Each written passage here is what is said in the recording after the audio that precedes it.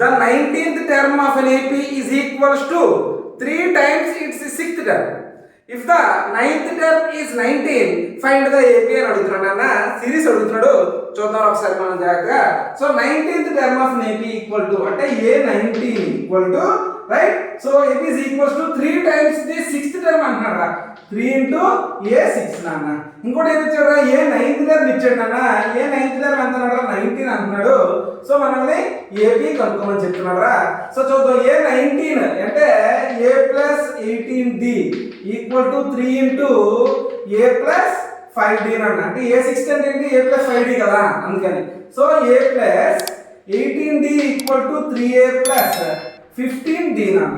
Right. So ఏ రేపు transport చేస్తానరా? 15 రేపు transport చేస్తానరా. అంటే 3A minus A equal to 18D minus 15D నాన్న. అంటే 2A ఈక్వల్ టు ఎంత? 3D వచ్చింది నాన్న. A equal to 3/2 into D రా. ఇలా ఉంచండి. ఇప్పుడు మనకి ఏమన్నా, సో వాడు ఈ టర్మ్ ఇచ్చాడు కదా, ఈ టర్మ్ చూద్దాం. A ప్లస్ A9 అంటే ఎంత? A plus 8D equal to 19 రా. మరి A ప్లస్ ఏమొచ్చిందన్నా? 3/2 ఇంటూ D రా. దీన్ని ఇక్కడ ప్లేస్ చేస్తాను. సో 3/2 అంటే 3D/2 plus 8D equal to 19 అన్న. నాన్న ఎల్సిఎం తీసుకుంటే మనకి ఏమొస్తుందా? 2 అనేది వస్తుంది రైట్. సో 2 అనేది వస్తే ఇక్కడ 3D ప్లస్ 2 8 అన్న 16D ఈక్వల్ టు 19 రా. అన్న 16 ప్లస్ 3 అన్న 19 రా. సో 19D/2 ఈక్వల్ టు 19 రా. 19 క్యాన్సిల్ అయిపోతే D/2 ఈక్వల్ టు 1 అయితే D ఈక్వల్ టు ఎంతనా? 2 రా.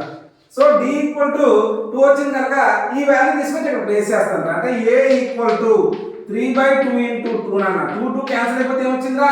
3 వచ్చిందిరా. A ఈక్వల్ టు 3 నాన్న. ఇప్పుడు సిరీస్ కావాలన్నాడు. A comma A plus D comma A plus 2D so అనరా. A ప్లస్ లో ఏంటన్నా? 3 కామా 3 ప్లస్ 2 అంటే సో 3 ప్లస్ 2 అంటే ఎంతనా? 5 రా. అండ్ 5 ప్లస్ 2 నాన్న 7 రా. So on. That's it. Okay na? That is the series. Okay na?